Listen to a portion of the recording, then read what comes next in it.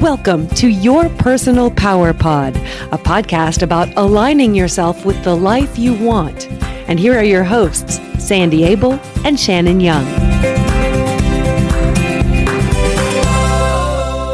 Shannon. Hey, Sandy. How are you? I am great. How are you? I am doing well. I am excited that we finally have cold weather. I'm irritated that it's not doing anything like Or snowing or raining. but it finally feels like winter. And I know to some people that's not an exciting prospect, but I like winter. Well, it's good to have seasons. Yeah, it frustrates me when we get to December and it still feels like September. There's supposed to be a difference. Well, I want to wear my boots and my sweaters. I Right. can't do that when it's warm. It's hard to dress cozily when it's 95 degrees outside. That's a kind of, in a roundabout way, what we're talking about today is things that are made up or factual or otherwise. Real. Yeah. Yes. And this is a really important topic, these things are, because these days it seems as if there are so many different perspectives. There's as many viewpoints as there are people. Which is fine. Viewpoints are fine. Right. But we often believe what we hear and think it's a fact or a reality, when actually it's just somebody's opinion and not based on anything real. We get confused and we're not really sure what is going on. The problem is that differing opinions like this often cause huge divides between political parties or communities or friends or families. I know families who have differences of opinion about things. They believe something different than the other person in the family, and it's broken up the family, which is just tragic. This is such an important topic. We're going to dive into it. So you want to start with beliefs? Beliefs are your subjective convictions or opinions that you hold to be true. It's like when I was a kid, my mother would say, close the refrigerator. Don't stand there with the door open while you figure out what you want.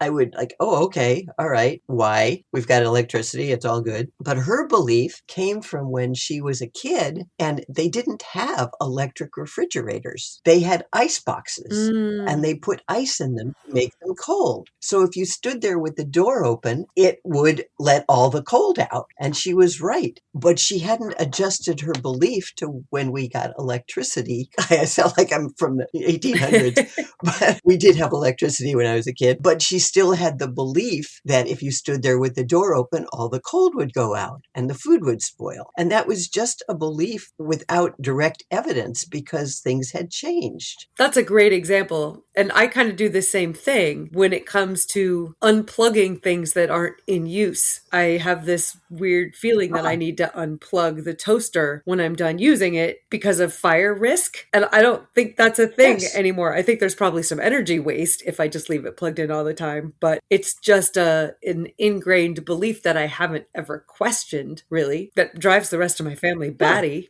Can't you just leave the appliances plugged in?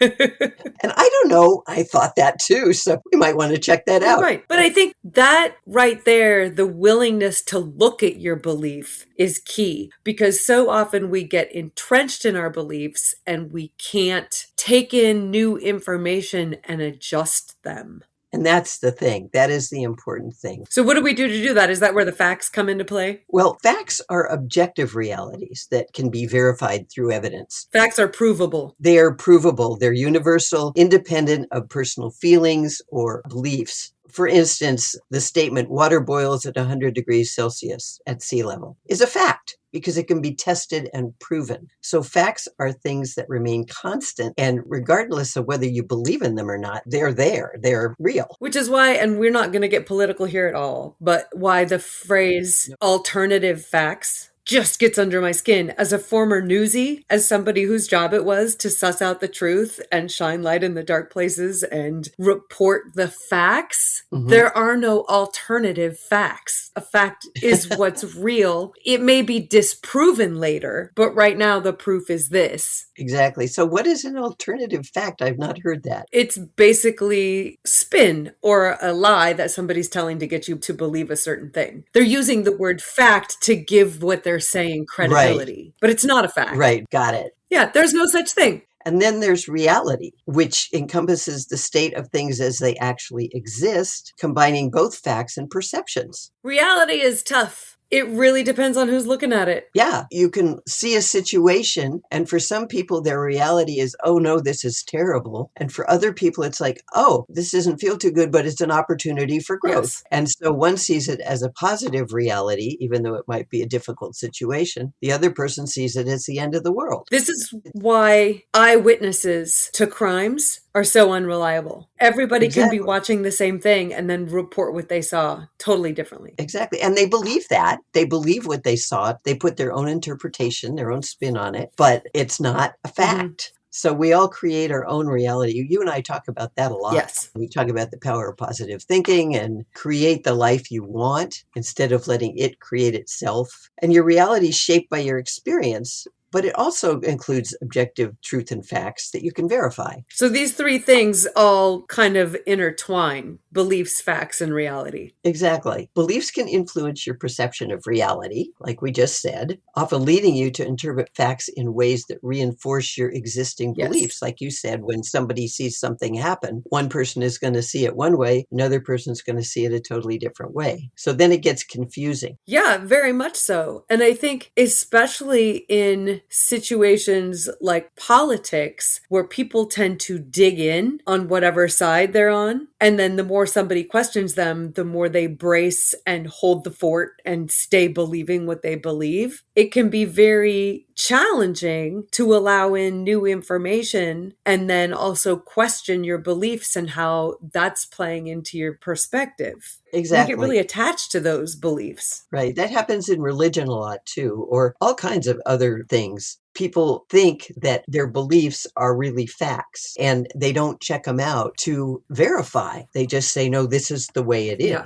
It's like my mother with the refrigerator. I finally challenged her and said, what is this about? And she explained. And then she said, but there's no ice making this cold. It's okay to stand there with the door open for a little bit. You're still wasting electricity, but the food isn't going to spoil. Right. You have to be willing to look at what your beliefs are and don't confuse them with facts. And understand what a fact is. Yes, get clear on that. And have informed dialogue with people. Differentiate and look at what you can prove and what isn't provable. Especially today when you can find just about anything online to back up any belief you have. Yes, I think it's really that is- important. And this is one of the things we talk about with our journalism students. Just because you find the information you're looking for doesn't mean it's true. You also have to figure out how to vet your sources. Yes. Being absolutely. informed yourself and understanding that there's a difference between taking what Joe Rogan says as fact and then taking what scientists say is fact. They're different. And there are plenty of people who are holding up both pieces of information and saying they weigh the same, and they don't. There's a lot more weight given to things that can actually be proven. Exactly. So if you want to challenge your beliefs, first of all, like you said, recognize them and then take some time to reflect on your core beliefs. What do you hold to be true about yourself and others and the world? And get clear about if these are really your beliefs or those given to you by other people. Because most of us, when we're young, are given beliefs by our parents. They teach us about the world. They teach us about religion. They teach us about relationships. They teach us about government. And until we get old enough to make our own decisions and really look at things, we carry our parents' beliefs. So if you want to challenge them, you're probably an adult now. So ask yourself, what do I believe? Not what are others saying? I've found that in my world, it helps to relabel my beliefs as philosophies. A philosophy is more like a working belief. It's adjustable, Right. whereas a belief feels Yes. very entrenched. Yes, it's set in stone. It can't be changed. This is what we believe. Right. It gets a little difficult if it's not really true. Like I mentioned a minute ago, question the source. Like you said, did your parents hand you these beliefs? Did your school or your church hand you your beliefs? And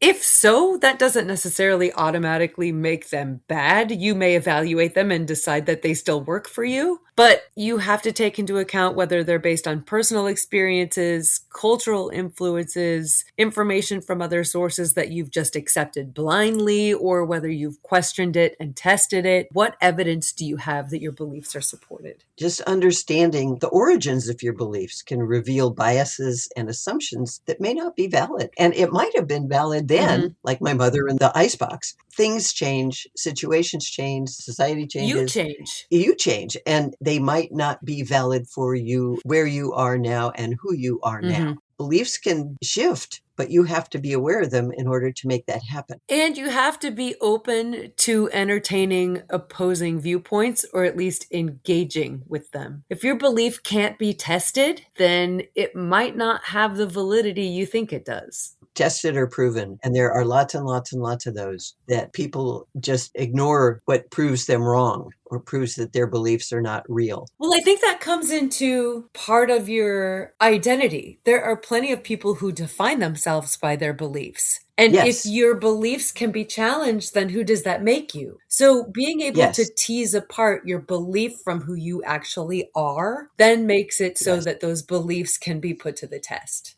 Yes, you have to be able to separate and then look at all the separate parts.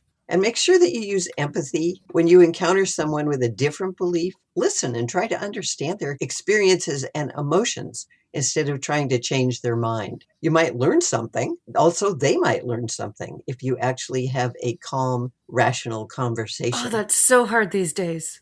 I don't see it happening much. No. Everybody just says, this is the way it is. And my influencer tells me this. And somebody else says, well, my influencer says that. And he's right and she's wrong. And oh my goodness. So empathy is so important because it allows you to step outside of your own biases and see the world through another's eyes. I think that's it. It can be interesting to let somebody tell you what they believe. But I feel like today our discourse has gotten so much meaner. Yes. It's not like, okay, Yes. you disagree with me. Why do you disagree with me? It's you disagree with me. You're a terrible person. Right. And that leaves Yes. no room for conversation. And it also leaves no room for the scientific method, you know? Exactly, exactly. And unfortunately, sometimes it escalates into violence because one person doesn't believe what another Mhm. does. And that is just terrifying. I wish we had more empathy.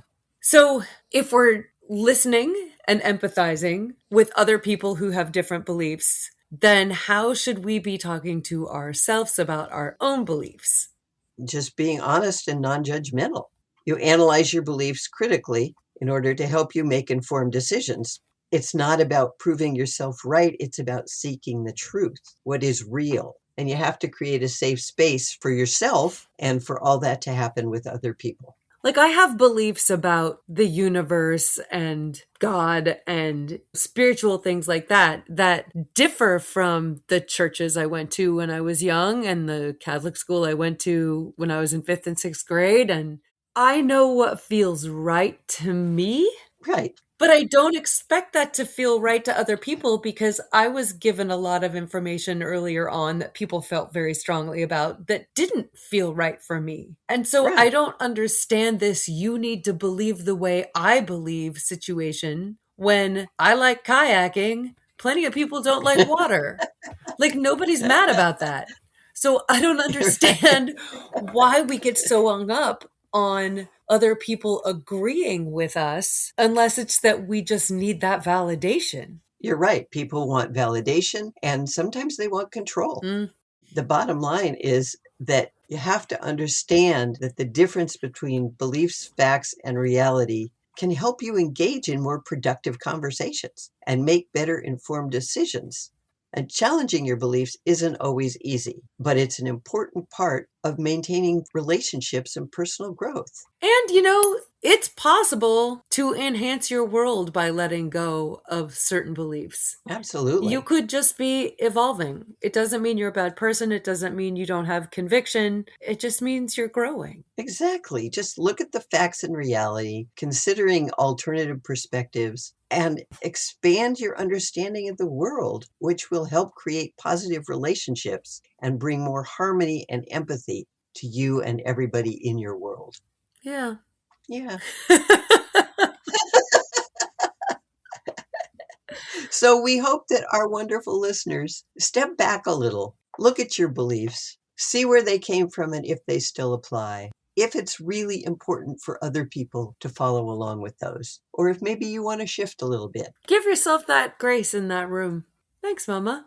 And thank you, Shannon. And thank you to our wonderful listeners.